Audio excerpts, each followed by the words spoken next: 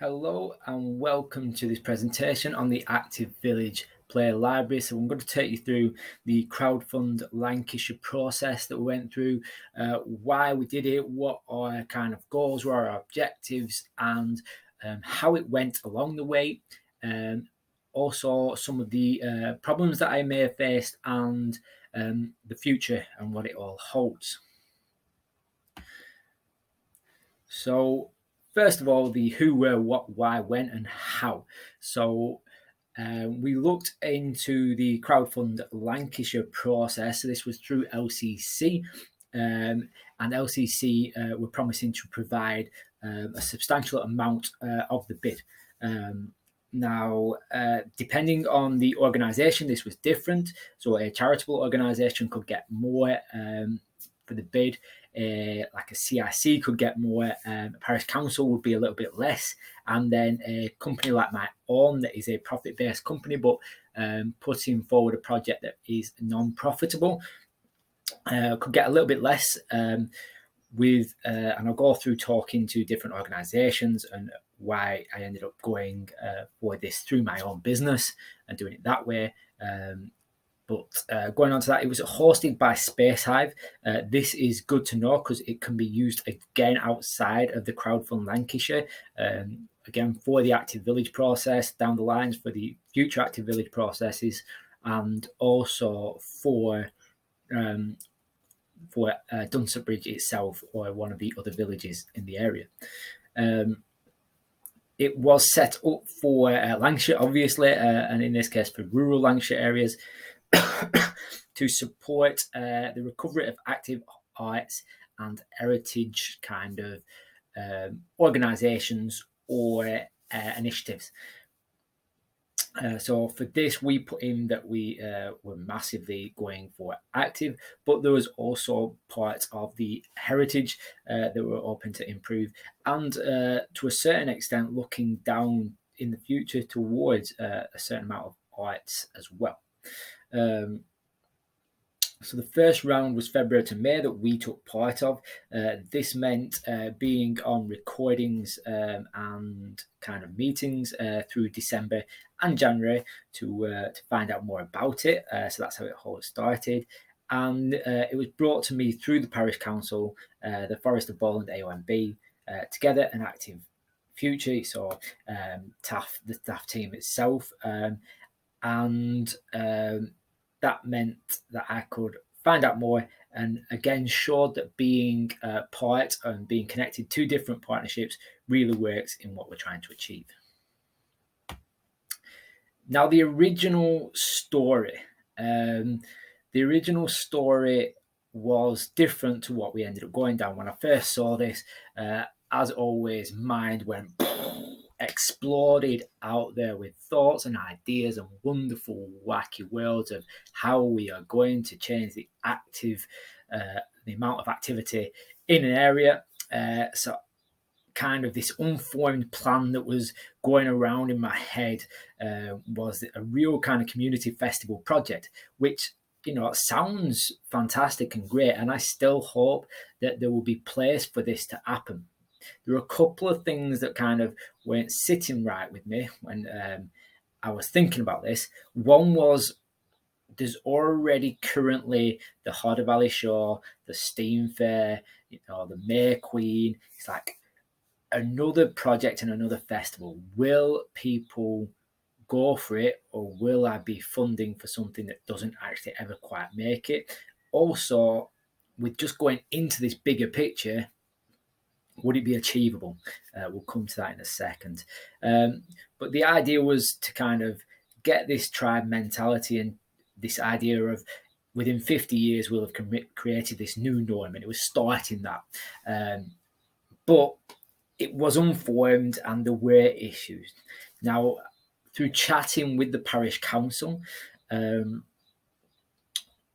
I was asked to get a field line marker as part of the bid. So could that be possible?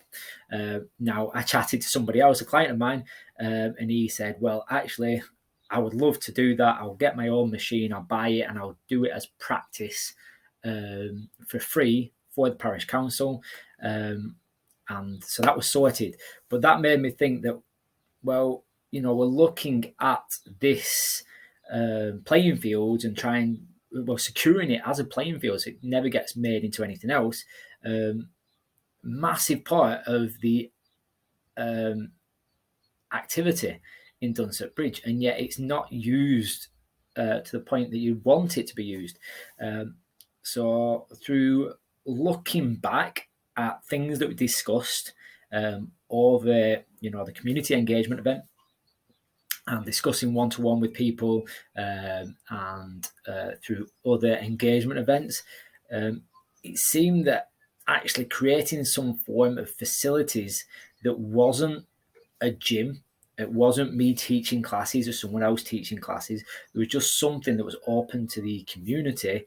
This could really be of benefit. So something there physical that people can go, that's what we need. I can just go and do that. I can just get on with it. Nothing else needs to really happen.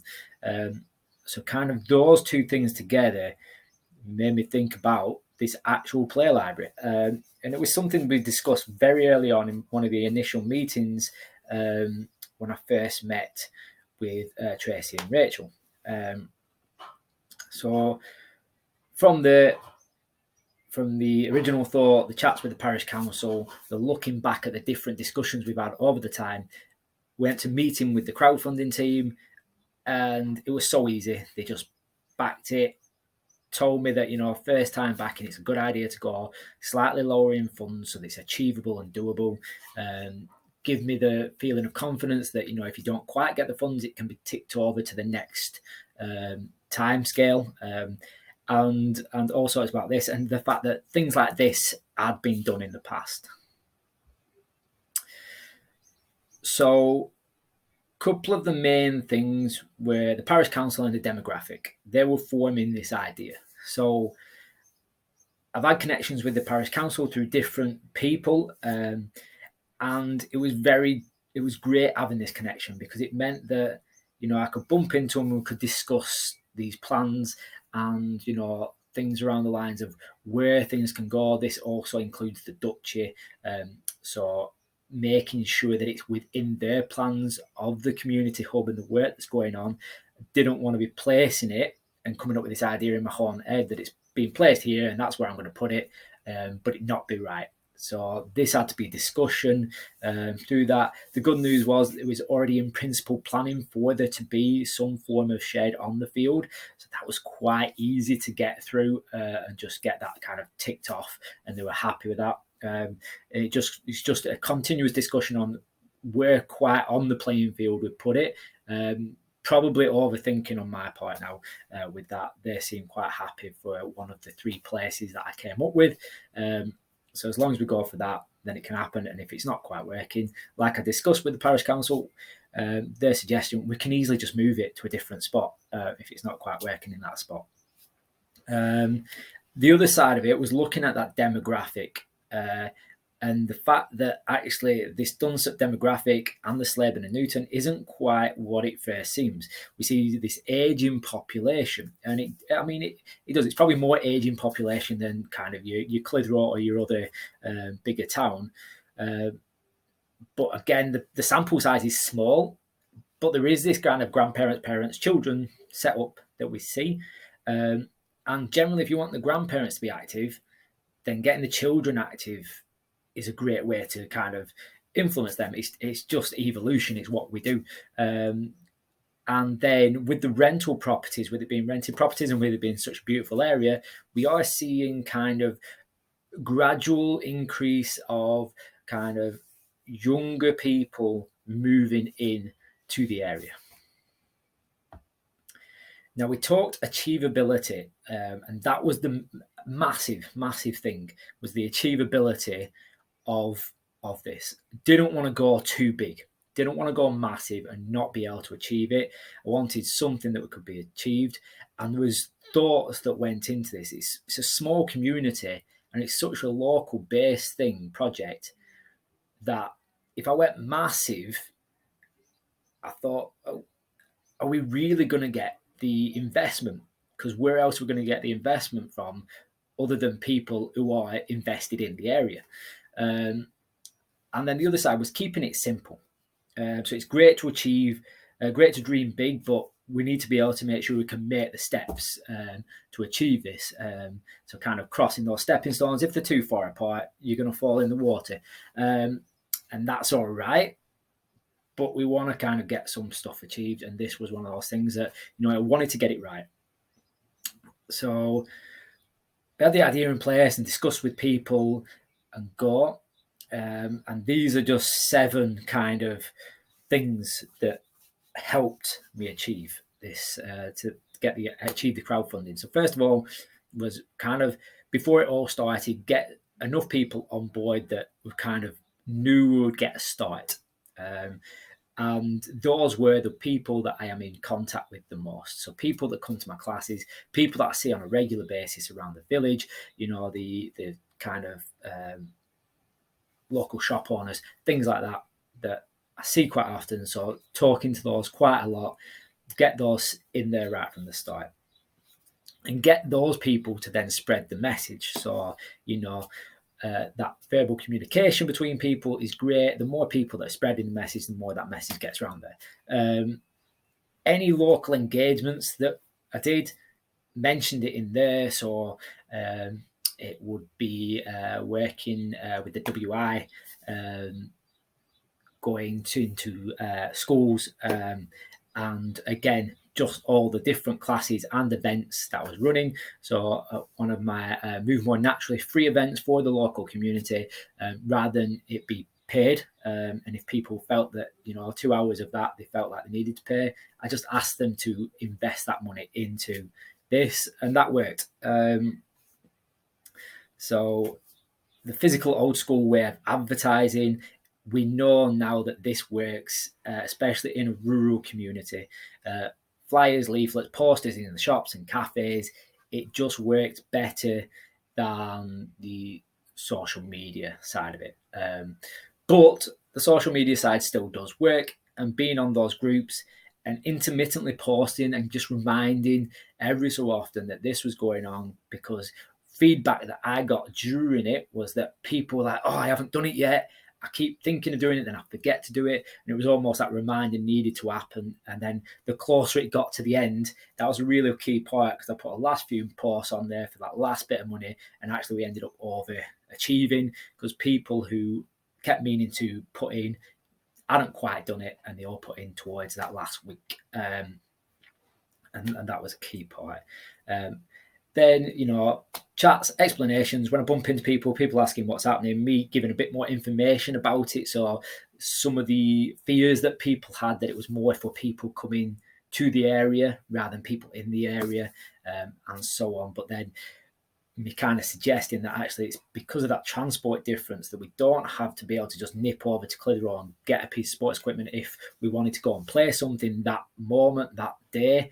That's what it's all about. And then I got in touch with some local businesses, and we did get feedback off that as well. So that was fantastic.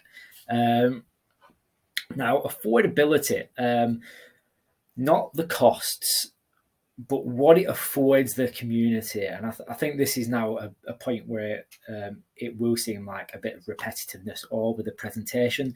But we wanted to put something in place, and we wanted that to afford the success of increased activity in the community.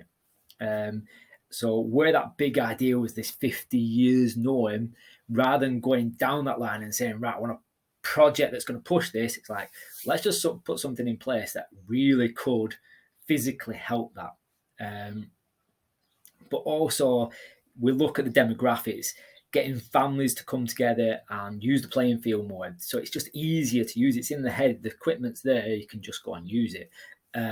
Grandparents looking after kids, the amount of grandparents in the area that are looking after kids. And, you go to the park, and then you've got this big playing fields, but it's just a massive open playing fields with 2 goals.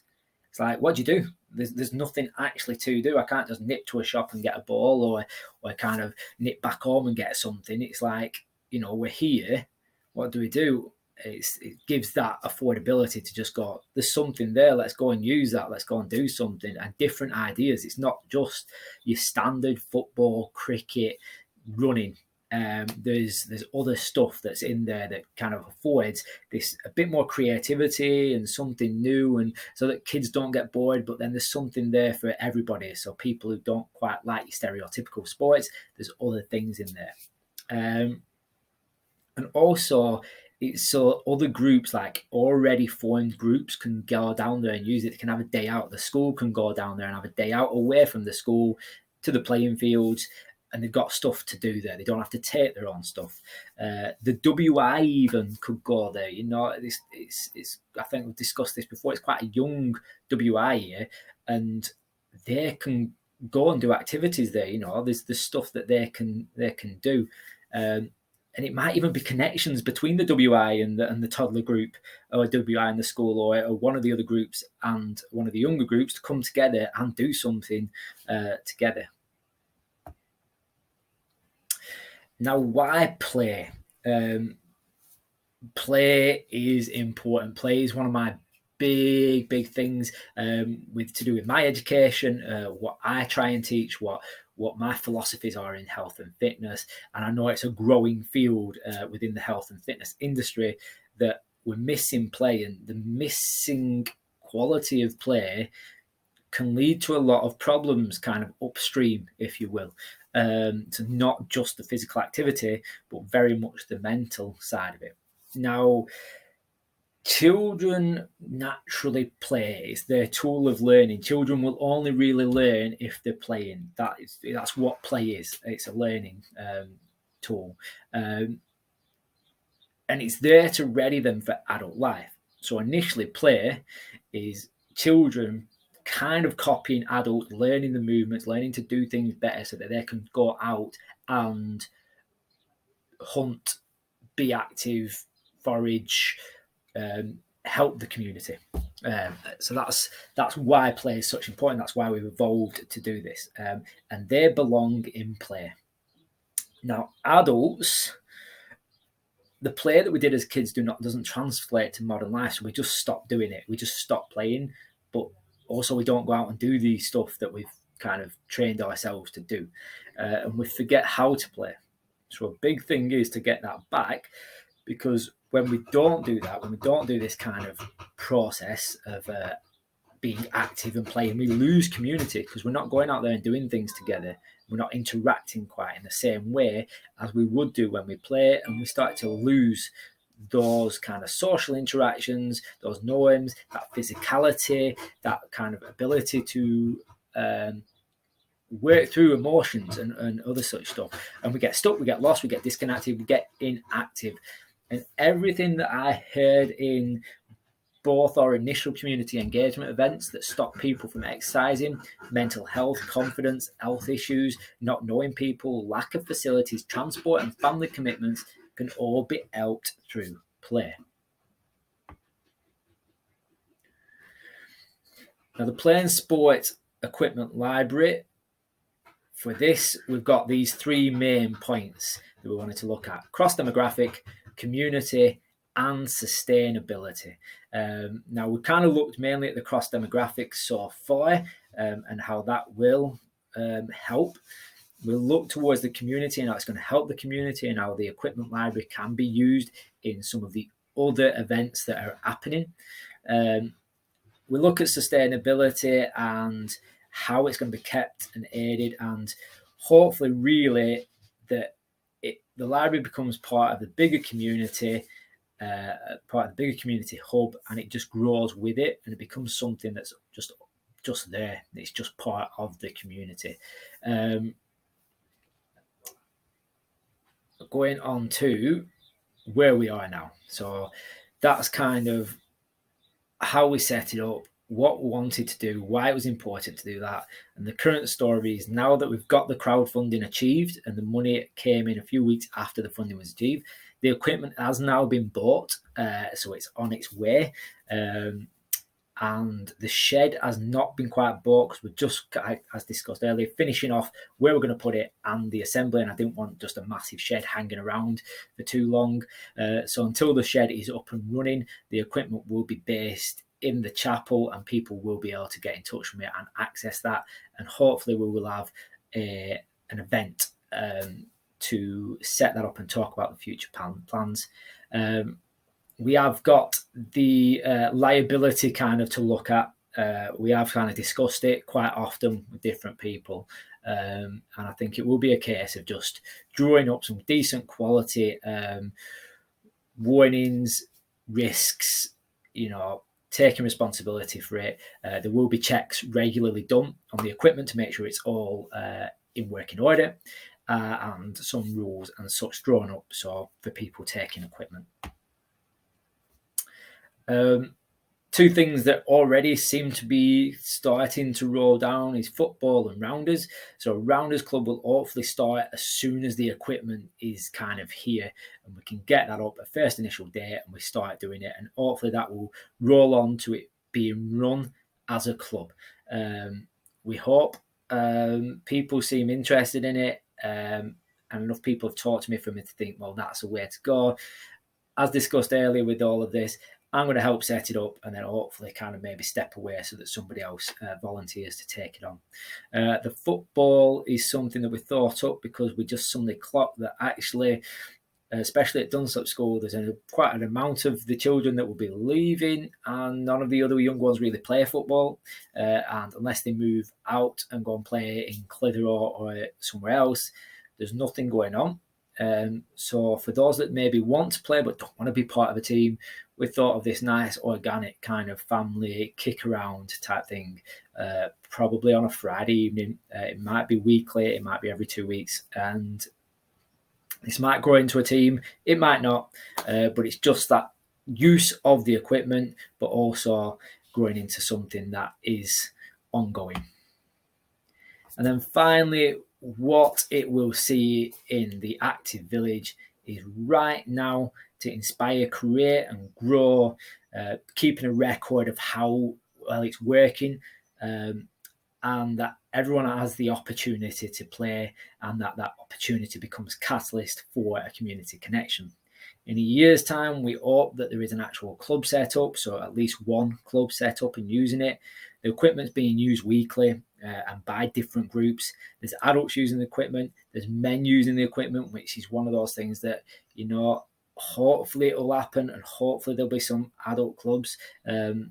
So I think females seem to be a bit more interested in it right now as my discussions are feeding me, but hopefully we can get to men in there as well, and that groups, as discussed, are using it as well.